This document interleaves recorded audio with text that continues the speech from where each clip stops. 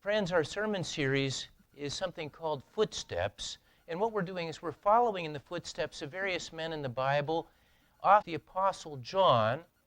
And I want you to know that when he was born, his parents gave him the name John, which in Hebrew meant God has been gracious. God has been gracious. That's a good name. His father's name was Zebedee. His older brother's name was James. And the father and both sons were all commercial fishermen working on the Sea of Galilee. They caught fish, they dried fish, they sold fish. That was what they did. But John's life was certainly changed when he met Jesus. And we're going to follow along with what John did, starting with his time in Galilee. The New Testament mentions a number of men named John, and we're following the life of what is going to be the Apostle John. And I should say this about him. When he was a very young man, a teenager, he was interested in knowing the truth about God, how he could know God more closely, and he began sometimes traveling with and listening closely to the teaching of a different John, a man we know as John the Baptist. And he became something of a disciple to John the Baptist. And during those days, John would proclaim something about a Messiah who was to come. And if you're with me in John chapter 1, this is where we're going to pick up the story. I'm in the Gospel of John in chapter 1. And we'll look here at verse 29.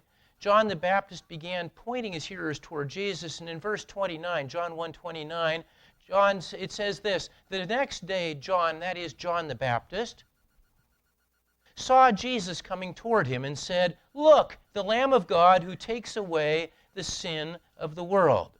He was pointing out that that's the Messiah. That's the one who's going to be taking away this world's sin.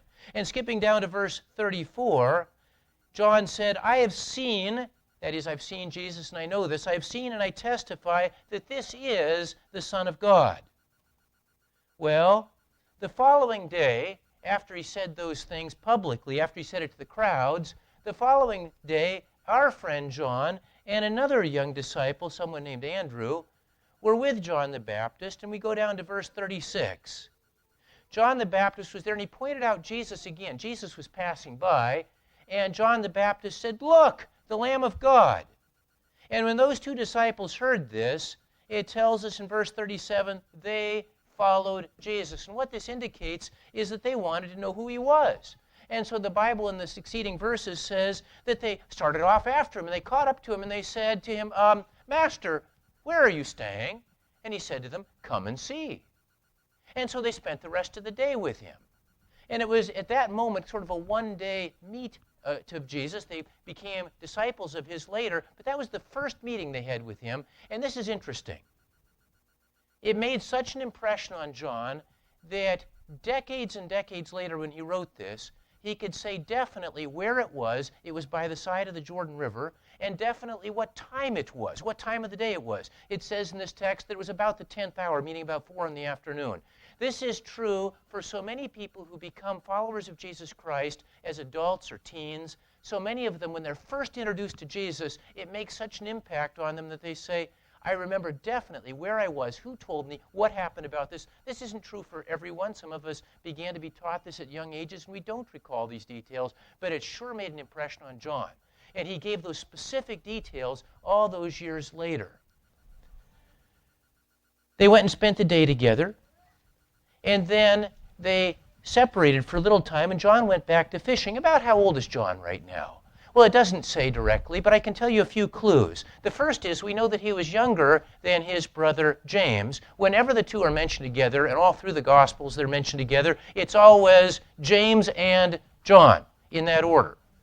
James, the older brother, John, the little brother. We also know a few other things that may give us some clues.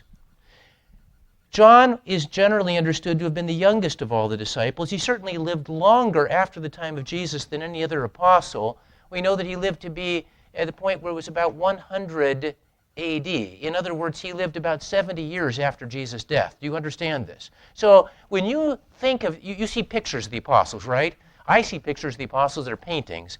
And everyone looks like he's about ready to collect Social Security. You know what I'm talking about? The disciples all look like they've been around for a long time. I think these pictures are mistaken.